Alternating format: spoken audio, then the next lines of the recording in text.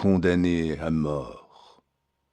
Voilà 5 semaines que j'habite avec cette pensée, toujours seul avec elle, toujours glacé de sa présence, toujours courbé sous son poids. Autrefois, car il me semble qu'il y a plutôt des années que des semaines, j'étais un homme comme un autre homme. Chaque jour, chaque heure, chaque minute avait son idée. Mon esprit, jeune et riche, était plein de fantaisie. Il s'amusait à me les dérouler les unes après les autres, sans ordre et sans fin, brodant d'inépuisables arabesques cette rude et mince étoffe de la vie. C'étaient des jeunes filles, de splendides chapes d'évêques, des batailles gagnées, des théâtres pleins de bruit et de lumière, et puis encore des jeunes filles et de sombres promenades la nuit sous les larges bras des marronniers. C'était toujours fait dans mon imagination. Je pouvais penser à ce que je voulais. J'étais libre.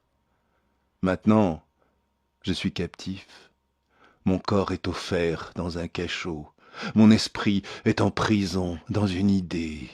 Une horrible, une sanglante, une implacable idée. Je n'ai plus qu'une pensée, qu'une conviction, qu'une certitude. Condamné à mort. Quoi que je fasse, elle est toujours là, cette pensée infernale, comme un spectre de plomb à mes côtés, seule et jalouse, chassant toute distraction, face à face avec moi, misérable, et me secouant de ses 2 mains de glace, quand je veux détourner la tête ou fermer les yeux. Elle se glisse sous toutes les formes où mon esprit voudrait la fuir, se mêle comme un refrain horrible à toutes les paroles qu'on m'adresse, se colle avec moi aux grilles hideuses de mon cachot, m'obsède éveillé, épie mon sommeil convulsif et reparaît dans mes rêves sous la forme d'un couteau. Je viens de m'éveiller en sursaut, poursuivi par elle et me disant « Ah, ce n'est qu'un rêve !»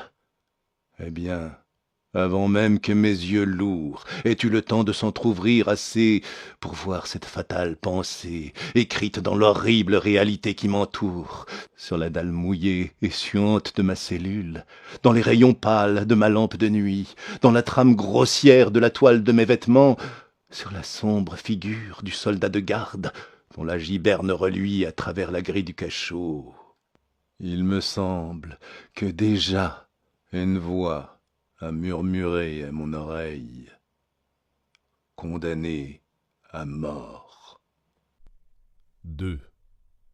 C'était par une belle matinée d'août,